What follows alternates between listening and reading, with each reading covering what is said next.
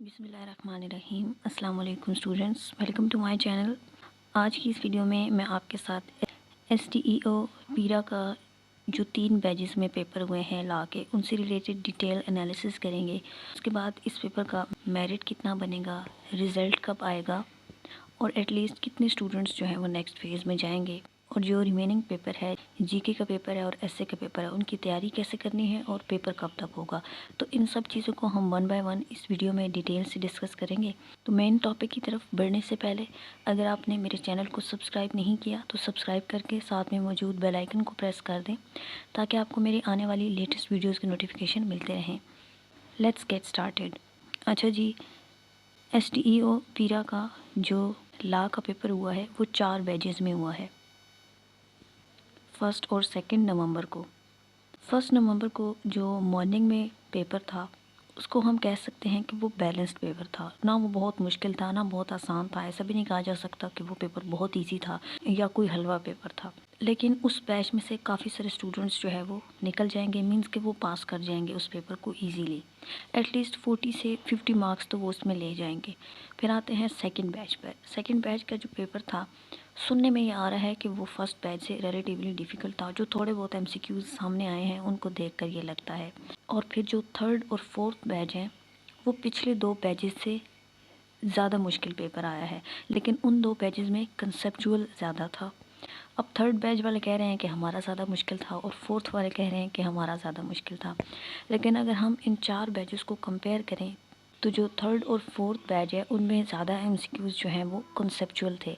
बहुत लंबी लंबी स्टेटमेंट्स थी और अगर आप उनको गौर से पढ़ते तो जो सही आंसर था वो आपको क्लियर उनमें से नज़र आ रहा था। फोर्थ बैच का पेपर तो मैंने कंप्लीट देखा है, तो इसलिए मुझे अंदाज़ा है कि उसमें बहुत ज़्यादा कंसेप्चुअल MCQs थे। और बाकी जो हैं, जो लोग इधर उधर फेसबुक पर और यूट्यूब चैनल्स पर भी और व्हाट्सएप ग्रुप्स में पेपर शेयर कर रहे हैं, तो वो क्योंकि फोर्थ पेपर मैंने कंप्लीट देखा है तो वहाँ से मुझे अंदाज़ा हुआ है कि जो लोग पेपर इधर उधर शेयर कर रहे हैं उनमें से बहुत थोड़े से MCQs हैं जो वाकई में पेपर में आए थे, और बाकी जो हैं वो पेपर वाले MCQs नहीं हैं, वो बस ऐसे ही शेयर कर रहे हैं।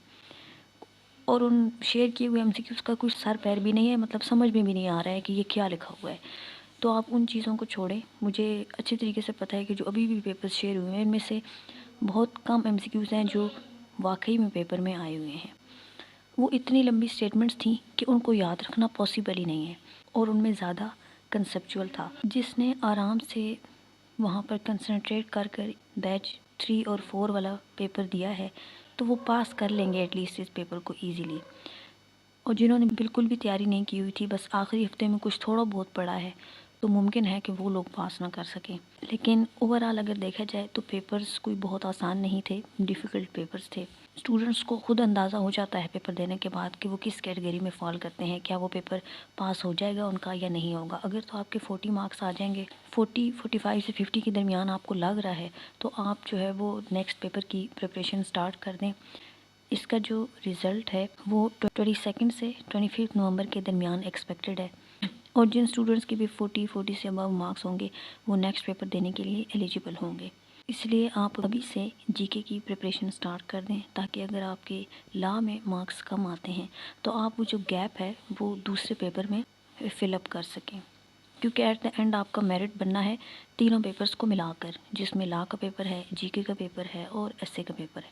और एसए का तो आपको पता है कि लकीली अगर आपके 40 नंबर आ जाएँ तो आ जाएँ, ज़्यादातर आप 40 पर ही पास हो रहे होते हैं। तो ऐसे में आप 40 ही एक्सपेक्ट करें। और अब आपके पास एक ही ऑप्शन रह गया है, वो जीके का पेपर है, तो उसमें एटलीस्ट आप 70 से 75 तक लाजमी मार्क्स लेने की कोशिश करें ताकि आपकी एलोकेशन हो सके। क्योंकि लॉ का पेपर तो अब हाथों से निकल चुका है। अगर उसमें आपके 40, 45, 50 आने भी हैं तो जो गैप रह गया है वो आपको जीके के पेपर में फिल करना है। क्योंकि STEO पीरा का जो लॉ का पेपर है ये 2 दफ़ा पोस्टपोन भी हो चुका है, तो जिन लोगों ने एक दफ़ा भी सारे लॉज को थॉरोली पढ़ा होगा वो इस पेपर को पास लाजमी कर लेंगे। लेकिन जिन लोगों ने पढ़ा ही नहीं था और वो ऐसे ही जाकर उन्होंने पेपर दिया होगा तो मेरा नहीं ख्याल कि वो पास कर सकें, क्योंकि पेपर कोई इतना आसान नहीं था। मैंने अपने इस चैनल पर भी कुछ वीडियोस अपलोड की थी और لیگل میکسمز بھی میں نے اپنے چینل پر اپلوڈ کی تھی. ساری لیگل میکسمز وہیں سے آئی ہوئی تھیں. جتنے بھی MCQs تھے سارے وہیں سے تھے. جس نے وہاں سے پڑھا تھا تو اس کے وہ MCQs تو سارے ٹھیک ہوں گے، چاہے وہ 5-6 تھے، کیونکہ لیگل میکسمز جو ہیں وہ ہر پیپر میں، ہر بیچ میں آئی ہیں. بیچ 1 میں بھی، 2 میں، 3 میں، 4 میں، سب میں آئی ہیں. اسٹوڈنٹس نے میسیج بھی کیا ہوا تھا پیپر سے واپس آ کر کہ ہم نے کچھ ٹائم پہلے ہی دیکھا تھا اور پیپر میں جتنی بھی لیگل میکسمز آئی تھیں وہ ساری یہیں سے آئی تھیں، اس لیے ہماری ٹھیک ہو گئی ہیں. اس کے علاوہ میں نے پنجاب ٹیننسی ایکٹ ہو گیا، لینڈ ریونیو ایکٹ ہو گیا، ان سے ریلیٹڈ بھی ویڈیوز بنائی تھیں. پیرا ایکٹ 2024 سے ریلیٹڈ بھی بنائی تھیں. 1973 کے کانسٹیٹیوشن پر بھی بنائی تھیں. تو یہ سارے لیکچرز یہاں پر اویلیبل تھے. جن اسٹوڈنٹس نے بھی لیکچرز لیے تھے، چاہے وہ یہاں سے لیے ہوں یا کہیں سے بھی پڑھا ہو، تو ان کے پاس ہونے کے چانسز زیادہ ہیں. اب آتے ہیں GK کے پیپر کی طرف. تو آپ نے اب تک جتنے بھی پاس پیپرز ہیں آپ کے پاس پچھلے 8-10 سالوں کے PPSC کے، ان سب کو آپ نے پڑھنا ہے. 50-60% پیپر جو ہے نا وہ پاس پیپر سے آتا ہے. تو پاس پیپرز کو آپ لازمی تیار کریں.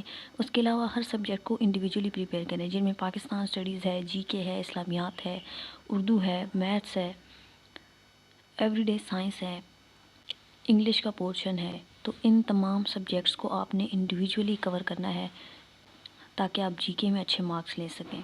تو ابھی سے آپ پریپریشن کو سٹارٹ کر دیں. اگر آپ نے GK کی بھی پریپریشن نہیں کی ہے تو اس چینل کو سبسکرائب کر لیں. یہاں پر آپ کو کمپلیٹ پریپریشن کروائی جائے گی، چاہے وہ STEO پیرا کا GK کا پیپر ہو یا کوئی بھی 1 پیپر ہو، FPSC کا یا PPSC کا. تو یہاں سے آپ کو بہت ہیلپ ملے گی. اب بات کر لیتے ہیں کہ لا کے پیپر میں تقریباً کتنے اسٹوڈنٹس پاس کریں گے. تو بہت ساروں نے تو پیپر ہی نہیں دیا ہوگا. 1 نومبر کو جو الیکشنز تھے ان میں الیکشنز والے تو مجھے نہیں لگتا کہ گئے ہوں پیپر دینے کے لیے، کیونکہ انہوں نے اپنے الیکشنز کو زیادہ پریفرنس دی ہوگی. 5 سال کے بعد وہ ہوتے ہیں. ایک تو وہ اسٹوڈنٹس نکل گئے، دوسرے زیادہ تر اسٹوڈنٹس جو ہے وہ تیاری ہی نہیں کرتے ہیں، بس اپلائی کر دیتے ہیں اور اس کے بعد پیپر دینے نہیں جاتے. آپ نے ایگزامینیشن ہال میں بھی دیکھا ہوگا کہ آپ کے آگے پیچھے کافی ساری سیٹس جو ہیں وہ خالی ہوں گی. ایک تو وہ لوگ نکل گئے جن کے الیکشنز تھے، دوسرے وہ لوگ نکل گئے جنہوں نے صرف اپلائی کیا تھا اور وہ پیپر دینے نہیں گئے. تیسرے وہ لوگ بھی ہوتے ہیں جو بغیر تیاری کے بس دیکھنے کے لیے جاتے ہیں. تو یہ سارے تو ایکسکلوڈ ہو گئے اس میں سے. تو ایٹ لیسٹ 18 سے 20,000 اسٹوڈنٹس جو ہیں وہ کلیئر کریں گے اس ایگزام کو. ٹوٹل جنہوں نے اپلائی کیا تھا وہ 79,000 سے کچھ ابو تھے، اور ان میں سے 18 سے 20,000 کے قریب پاس کریں گے اس کو اور نیکسٹ فیز کے لیے کوالیفائی کریں گے. تقریباً یہی کوئی ریشو بنے گی. سو میری دعا ہے آپ سب کے لیے کہ جن لوگوں نے بھی تھوڑی سی محنت کی ہے، تھوڑا سا پڑھا تھا اور وہ پیپر دے کر آئے ہیں، تو اللہ آپ سب کو کامیاب کرے. اور کمنٹ سیکشن میں ضرور بتائیں کہ آپ کا پیپر کیسا ہوا ہے. بیچ 4 کا میں آپ کو بتا سکتی ہوں کہ اس میں موسٹلی جو B آپشن تھا نا MCQs کا، وہ کریکٹ تھا. موسٹلی B آپشن MCQs کا کوئی بہت زیادہ تھے، اور ایک لائن میں تو میں نے دیکھا وہ کوئی 8-10 تھے جو ایک ہی لائن میں B آپشن ان کا آ رہا تھا، وہ کریکٹ ہو رہا تھا اس کا. باقی بیچز کا مجھے اتنا اندازہ نہیں ہے، لیکن 4 کا جو ہے وہ B آپشن موسٹلی کریکٹ تھا. آپ اپنے کتنے مارکس ایکسپیکٹ کر رہے ہیں اس پیپر میں کمنٹ سیکشن میں ضرور لکھیں، اور چینل کو سبسکرائب کر دیں. یہاں پر آپ کو ڈیلی بیسس پر لیکچرز ملتے رہیں گے جو آپ کو پیپر میں لازمی طور پر ہیلپ کریں گے، جس طرح سے لا کے پیپر میں کیا ہے. That's all about today's video. Thanks for watching. Allah Hafiz.